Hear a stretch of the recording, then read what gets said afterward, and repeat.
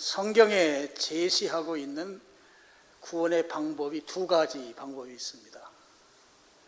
한 가지는 율법을 행함으로 구원받는 길이 있고요.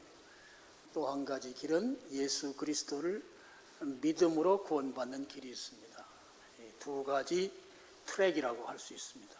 하나님께서 우리에게 구원받는 길을 두 가지로 제시해 주셨습니다. 율법을 행함으로 구원받는 길에 대해서 오늘 5절에 보면 이런 표현이 나와요. 율법으로 말미암는 의를 행하는 사람은, 이렇게 되어 있어요.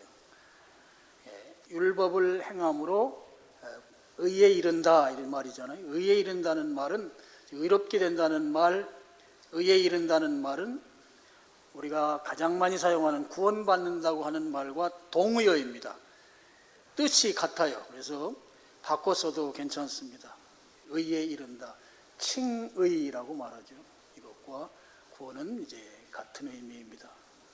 그리고 여기에 반해서 또 다른 구원의 트랙, 길은 6절에 앞에 나오죠. 믿음으로 말미암는 의는, 이렇게 되어 있습니다. 바로 예수 그리스도를 믿음으로 구원받는다 하는 것이죠. 두 가지 길을 우리에게 하나님께서 주셨어요. 오늘 성경 말씀을 보면 이 율법으로 구원받는 길과 믿음으로 구원받는 길을 서로 대조해서 설명하고 있습니다. 대조하는 이유가 있죠. 왜 대조하는가 하면, 여러분 5절 마지막 부분에 보면 이렇게 돼 있어요. 율법으로 말미암는 의를 행하는 사람은 그 의로 살리라 하였거니와, 와자가 들어가 있어. 와. 무슨 말인가 하면, 율법으로 구원받으려고 하는 것은 불가능하다고 하는 것, 이것을 알려주기 위해서 대조해서 설명합니다. 동시에 불가능한 것으로 끝나면 이게 우리에게 있어서는 대형 사고잖아요. 하나님께서 새로운 길을 제시해 주셨죠. 그 길이 바로 예수 그리스도를 믿음으로 말미암아 구원받는 길입니다. 그래서 율법으로 말미암는 길하고 예수님을 믿음으로 말미암는 구원의 길을 서로 대조해서 설명한 것은, 율법으로 말미암는 길이라고 하는 것은 이게 불가능한 길이고, 그래서 하나님께서 대안으로 우리에게 믿음으로 말미암아 구원받는 길을 제시해 주셨다고 하는 것을 우리들에게 알려주기 위해서 대조해서 설명하고 있다 하는 것입니다. 자, 5절 말씀으로 가시면, 자, 모세가 기록하되 그랬어요. 모세의 기록이라는 것은 율법을 말하는 것입니다. 좀 넓은 의미로 말하면 구약 성경 전체를 말하고요. 좁은 의미로 말하면 모세의 기록으로 되어 있는 창세기부터 신명기까지 5권의 율법서를 말합니다.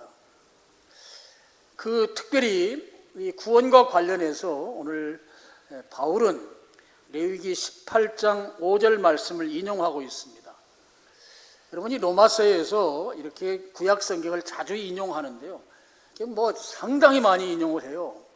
인용하는 이유 가운데 가장 큰 이유는 유대인들에게 제발 좀 예수님 믿어라, 구원받으려면 예수님 믿어야 된다고 하는 것을 이 구약의 증거를 가지고 이 유대인들을 이렇게 설명하기 위해서 구약 성경을 많이 인용하고 있습니다. 이 율법으로 말미암아 구원받는 것과 관련해서 바로 5절에는 레위기 18장 5절 말씀을 인용하고 있습니다. 자, 레위기 18장 5절입니다. 제가 읽습니다. 너희는 내 규례와 법도 또는 율례와 법도, 이것은 율법을 말합니다. 율법을 지키라. 사람이 이를 행하면, 지킨다는 말이 나오고요, 행한다는 말이 나와요. 율법은 지키고 행해야 돼요. 그러면 그로 말미암아 살리라 그랬습니다. 이는 나는 여호와이니라. 하나님께서 하신 말씀인데, 여기에 살리라라고 하는 말은 영생한다는 말입니다. 그러니까 율법을 지키고 행하면 영원히 산다, 구원받는다, 이런 말이죠. 이게 바로 하나님께서 우리에게 구원받는 두 가지 트랙 가운데 율법으로 말미암은 트랙을 설명한 것이죠. 이제 6절부터 8절까지는 신명기 30장 말씀을 인용해서 설명합니다. 설명하는 내용을 보면 이제 율법으로 말미암아 구원받는 건 불가능하다. 그럼 가능한 것이 무엇인가? 예수 그리스도를 믿음으로 말미암아 구원받을 수 있다라고 하는 사실을 대조해가면서 설명하고 있다 하는 것입니다. 6절을 보시죠. 6절 보면 믿음으로 말미암는 의인은 이같이 말하되, 그러면서 신명기 30장 12절을 인용합니다. 내 마음에 누가 하늘에 올라가겠느냐 하지 말라 하니 올라가겠느냐 함은 그리스도를 모셔내리려는 것이요 그랬습니다. 자, 이 말씀 신명기 30장 12절 보시면 그 앞에 11절에 무슨 내용이 나오는가 하면 하나님의 말씀이 멀리 있는 게 아니다. 이제 그렇게 설명하면서 첫째로 설명하는 것이, 그렇다고 멀리 있다고 하면 가장 먼 데가 어디예요? 하늘이잖아요. 하늘에 있는 게 아니다 하는 거예요. 그러면서 내가 이르기를 누가 우리를 위하여 하늘에 올라가 그의 명령을 우리에게로 가지고 와서 우리에게 들려 행하게 하려 할 것이 아니요 그랬습니다. 여기에 명령이라는 말이 나오는데, 이 명령은 바로 하나님의 말씀 또는 율법을 의미하는 표현입니다. 그래서 누가 하늘에 올라가서 하나님의 그 율법을 받아다가 알려줄 것인가? 그렇게만 할 수만 있다고 하면 우리가 지켜서 행할 것인데, 이런 뜻이죠. 그런데 그렇게 하지 말라는 거예요. 끄트머리에 하지 말라 이렇게 돼 있잖아요. 그래서 그렇게 하지 말아라.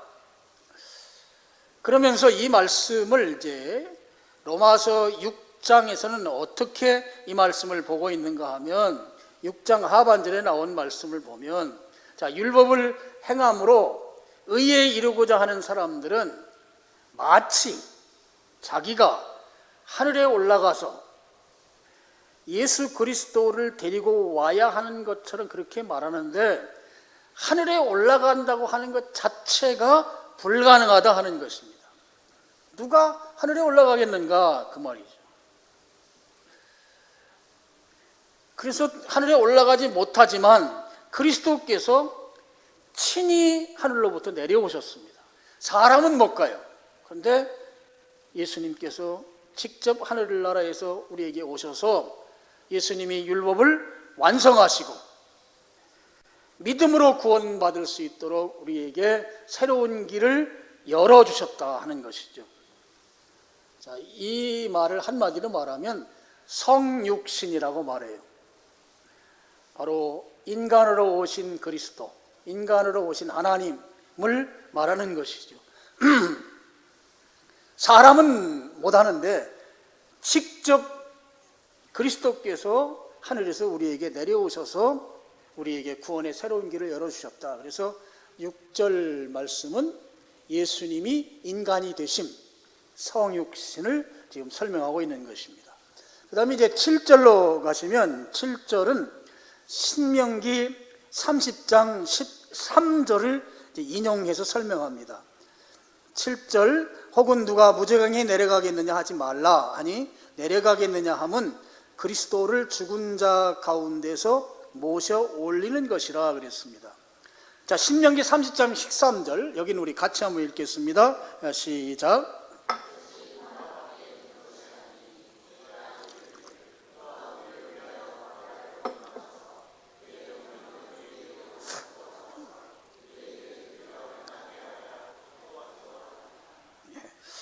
신명기의 말씀은 누가 바다를 건너가서 하나님의 명령, 하나님의 말씀을 받아다가 들려줄 수만 있다고 하면 우리가 그 말씀대로 살 수 있을 텐데, 그런 얘기 하지 말라 하는 것이죠. 자, 로마서와 신명기에서 아주 중요한 변화, 중요한 다른 표현이 하나가 있어요. 신명기 30장에는 바다라고 표현이 되어 있는데요, 로마서 7절은 무저갱이라고 표현되어 있습니다. 서로 이 표현이 이제 다릅니다.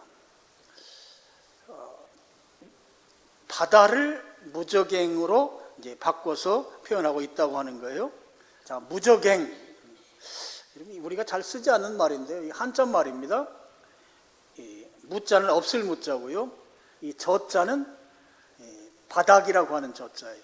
그 다음에 갱이라는 말은 굴을 말해요. 굴. 갱도 이런 표현 쓰잖아요. 그때 이 갱입니다. 그래서 그냥 단어 의미는 무슨 말인가 하면 바닥이 없어요. 바닥이 없는 수직으로 되어 있는 지하 갱도를 말합니다. 지하 굴을 말해요. 이게 바로 무적행입니다. 여러분, 바닥 없는 굴이 어디 있어요? 아무리 이 굴을 파도 그 마지막 끄트머리 있는 거죠. 만약 굴이 뚫리면 터널이고요. 그건 터널입니다. 뚫리지 않으면 끝이 바닥이 있단 말이죠. 그런데 무적행은 바닥이 없는 굴이라는 거예요. 성경에 이제 이 무적행이라는 표현이 몇 가운데 나오는데요.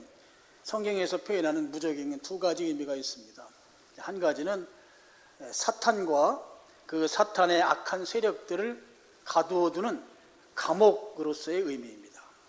사탄을 가두어두는 감옥이라는 의미가 무적행입니다.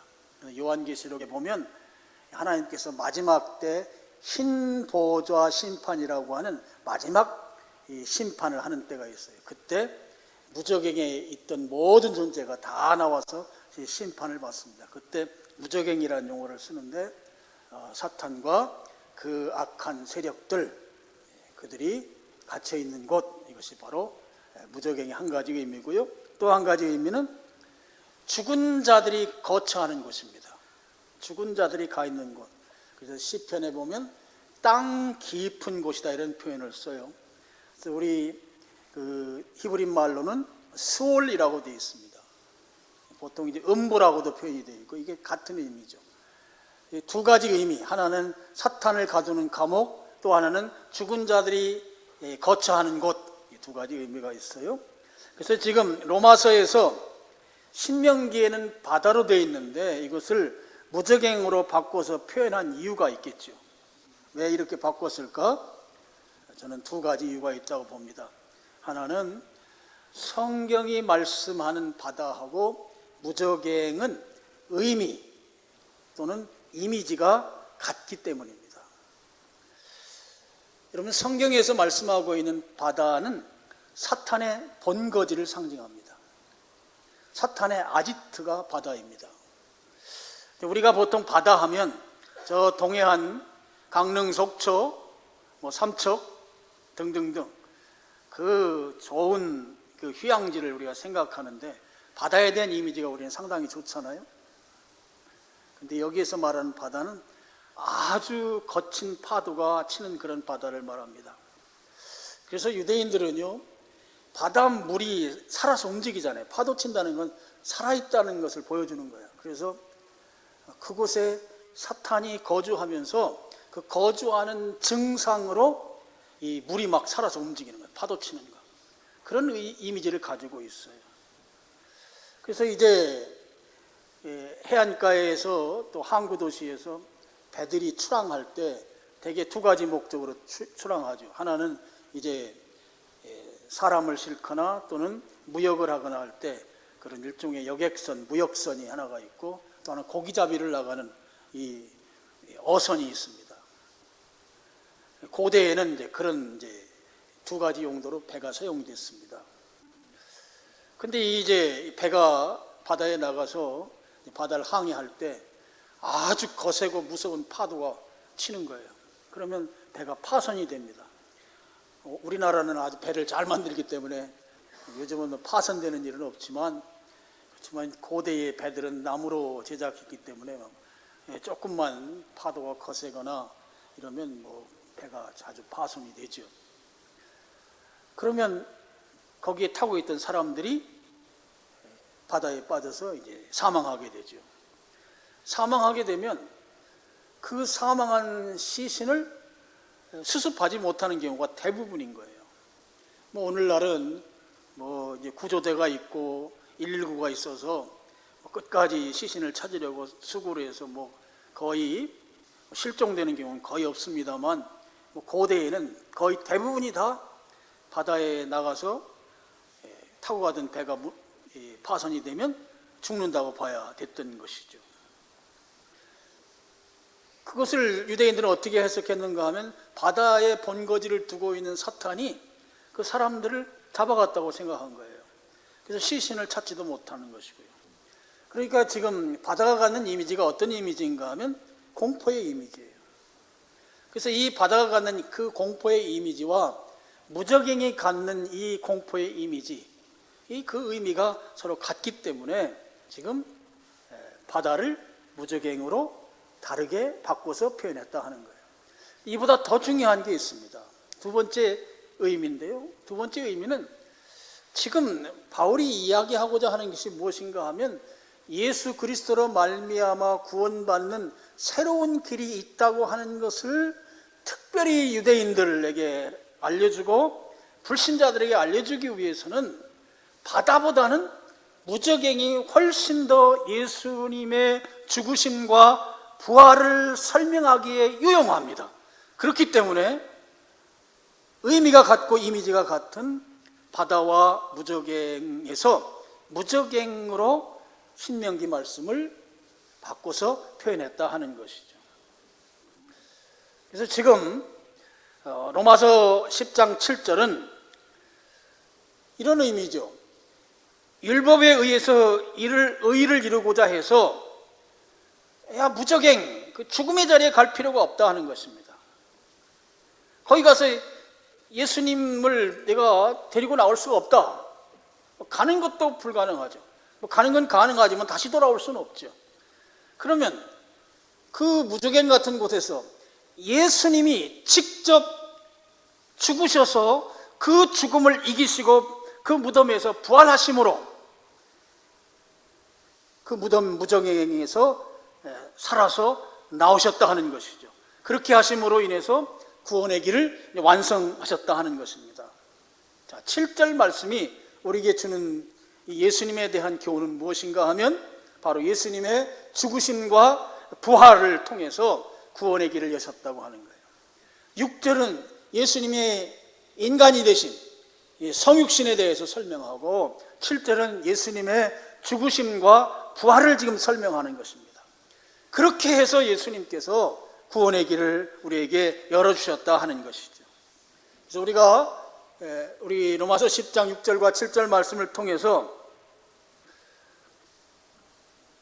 예수님을 거부하고 하늘에 올라가서 또는 무적행이 내려가서 그곳에서 구원받을 수 있는 그 말씀, 구약시대로 따지면 말씀, 신약시대로 따지면 그리스도를 받아가지고 오려고 할 행위는 그야말로 무모하고 불필요한 열심이다 하는 거예요.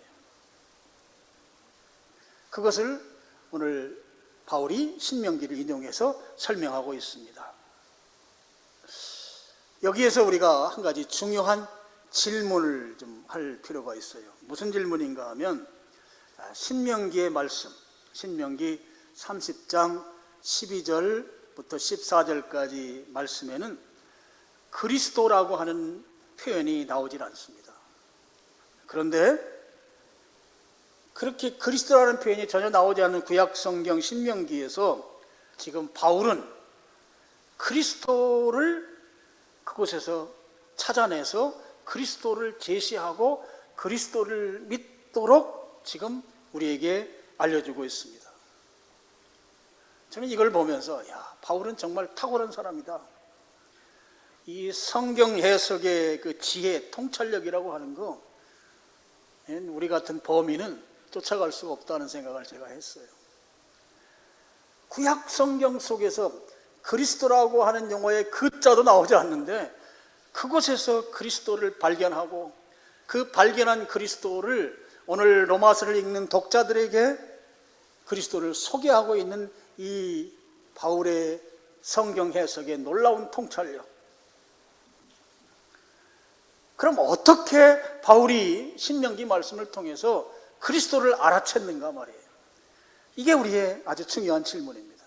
어떻게 해서 그리스도를 발견하고 그리스도를 우리에게 제시해 주고 있는가? 그 답이 신명기 30장 14절을 인용한 오늘 말씀의 마지막 구절이죠. 8절 말씀입니다. 8절을 보시면 믿음으로 8절 그러면 무엇을 말하느냐 그랬어요. 그러면 무엇을 말하느냐? 이 말이 지금 신명기 말씀을 인용해서 지금 설명하면서 지금 로마서 10장 6절과 7절 말씀, 신명기 30장 12절 13절이 말하는 진정한 의미가 무엇인지 아는가?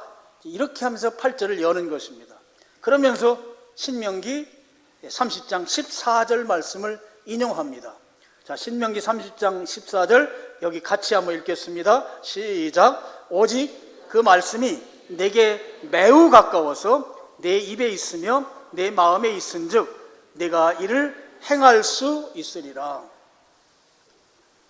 지금 유대인들은 멀리 있다고 생각하는 거예요. 그래서 가장 멀다고 생각하는 하늘과 그 다음에 사탄의 거주지라고 여기는 그 바다에 있다고 그들은 생각한 것이죠. 그런데 지금 신명기에 모세는 뭐라고 하는가 하면 그 말씀이 매우 가까이에 있다는 거예요. 지금 유대인들의 그 생각이 틀렸다는 것이죠. 그러면서 내 입에 있고 마음에 있기 때문에 그 말씀을 행할 수 있다 하는 것입니다. 자, 유대인들에게 지금 가까이 있다고 하는 모세가 이렇게 말할 수 있는 근거는 무엇이에요? 자, 모세가 출애굽해서 시내산에 왔을 때 시내산에서 하나님께서 하늘에서 내려오셔서 모세에게 직접 율법을 주셨습니다. 모세가 하나님의 말씀을 받았어요. 그렇기 때문에 하늘에 올라갈 필요가 없어요. 그렇기 때문에 바다를 건너갈 필요도 없는 것이죠.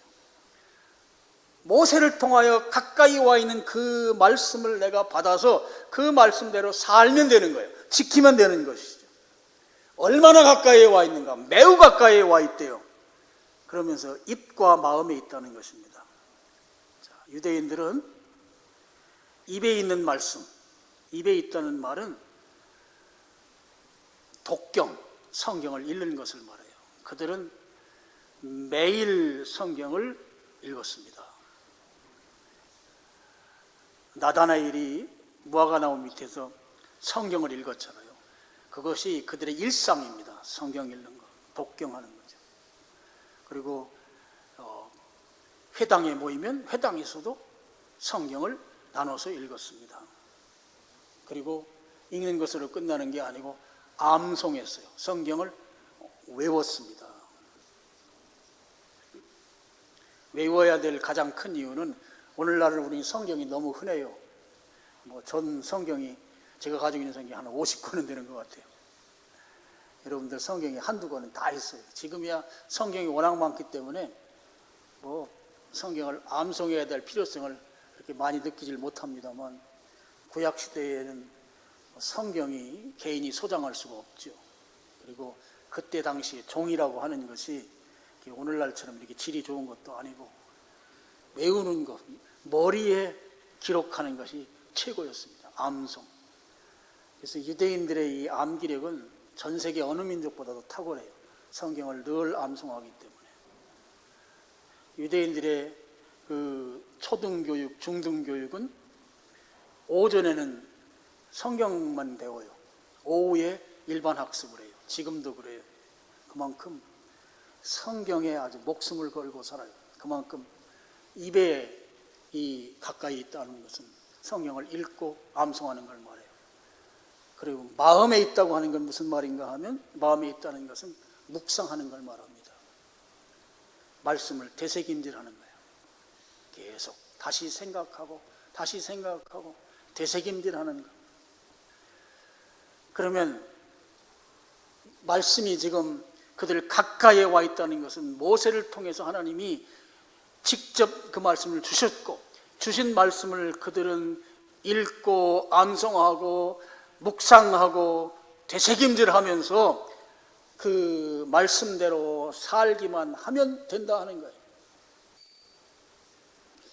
근데 지금 신명기에서 말씀으로 소개하고 있는 이 부분, 하나님께서 모세를 통해서 가까이 오게 한 이 말씀을 로마서에서는 그 말씀을 어떻게 보고 있는가 하면 오늘 너무 중요한 표현입니다.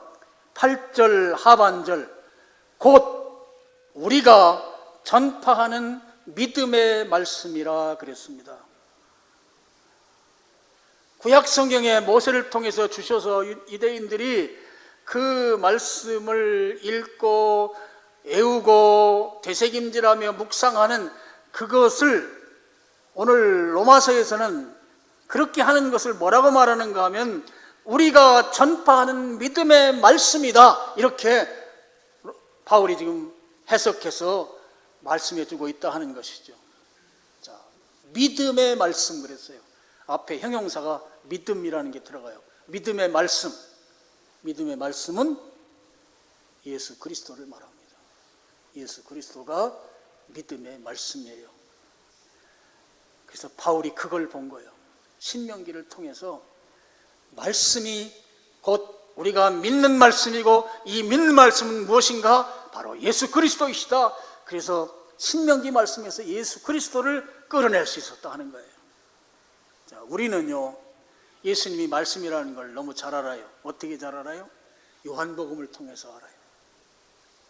요한복음에 예수님이 말씀이라고 하는 것을 친히 요한복음에 기록해 놨기 때문에 우리가 예수님 말씀이라는 걸 잘 압니다. 요한복음 1장 1절과 14절입니다. 자, 1장 1절은 제가 읽고 14절은 우리 성도님들이 같이 읽겠습니다. 태초에 말씀이 계시니라. 이 말씀이 하나님과 함께 계셨으니 이 말씀은 곧 하나님이시니라. 14절 시작.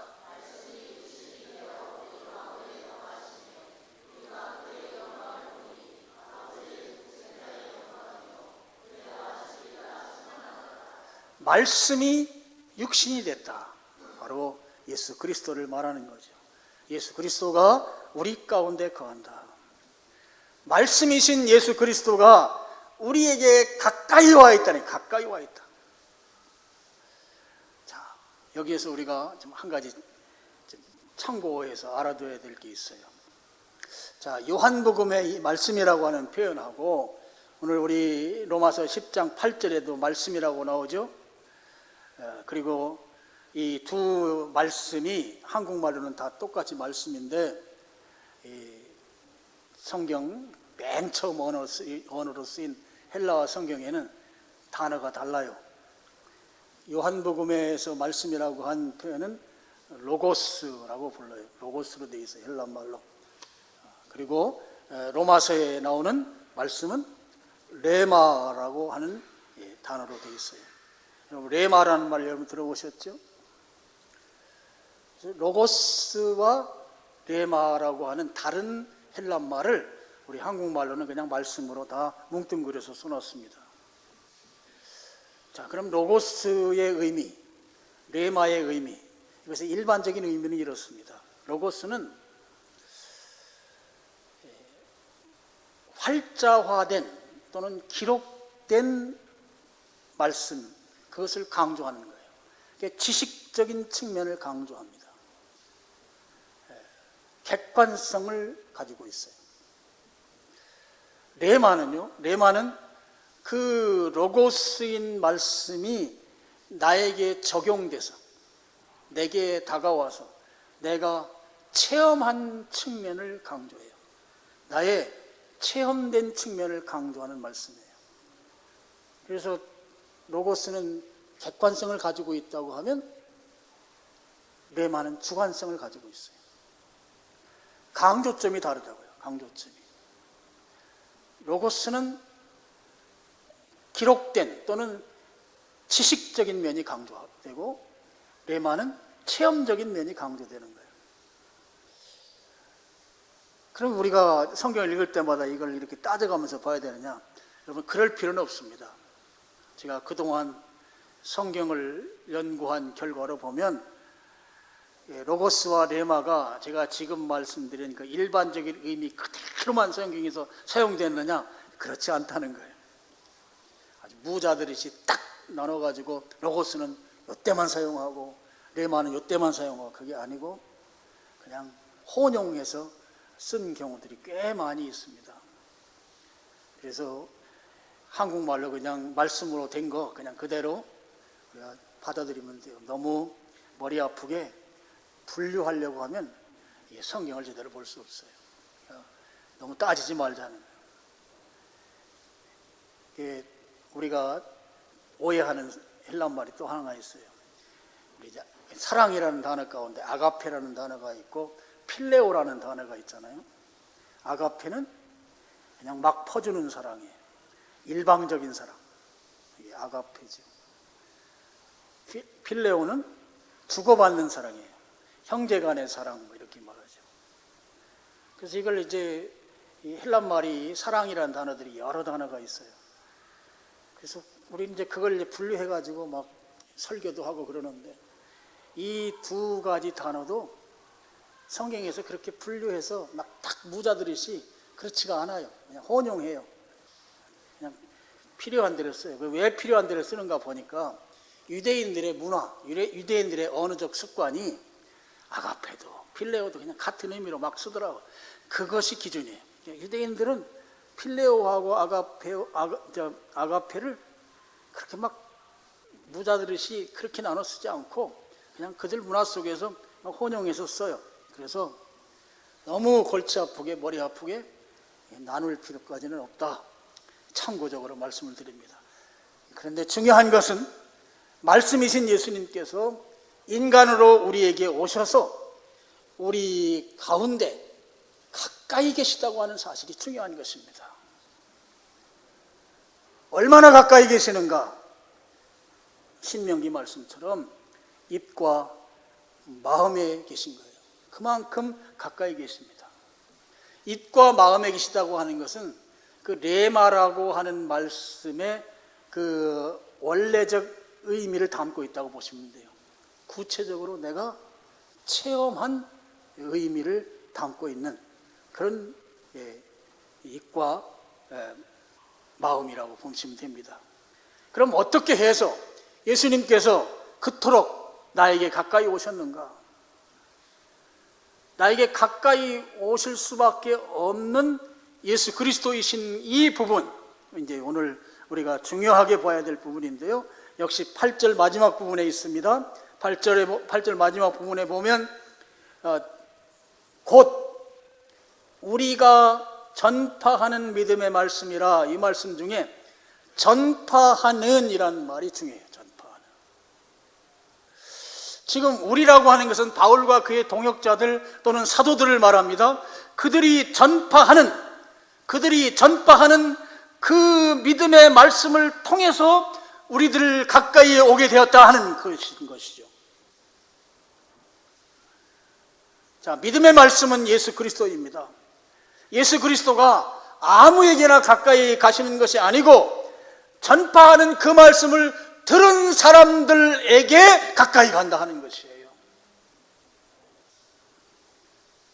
그래서 전파해서 가까이 오신 예수 그리스도를 우리가 마음으로 믿고 입으로 시인하면 구원을 받습니다.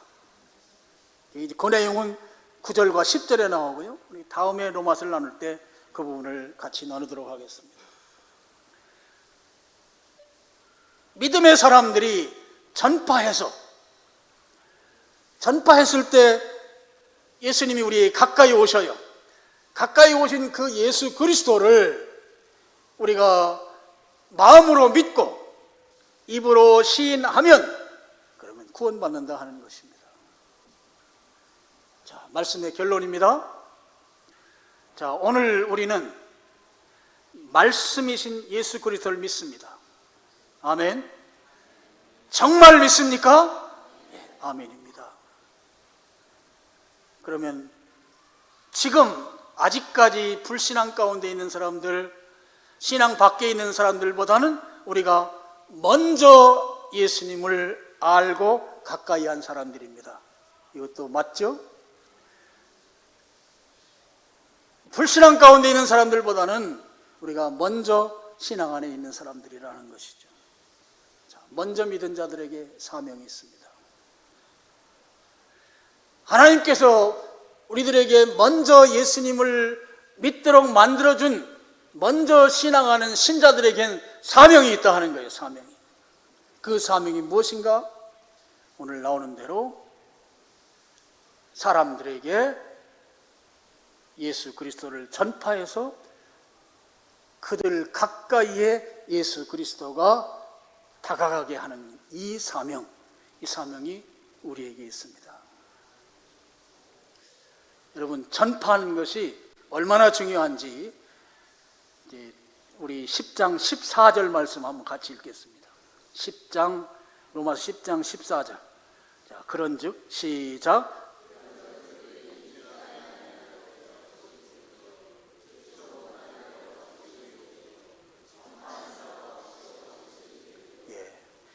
여기에 분명하게 규정해 놓고 있죠.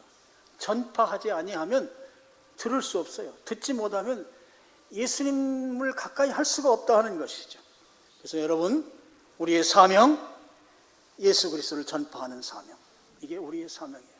먼저 믿은 자의 사명, 예수 그리스도를 전파하는 사명이 우리에게 있습니다. 그래서 사람들로 하여금 예수님께 가까이 다가갈 수 있도록 그렇게 그들을 인도하는 사명이 우리에게 있습니다.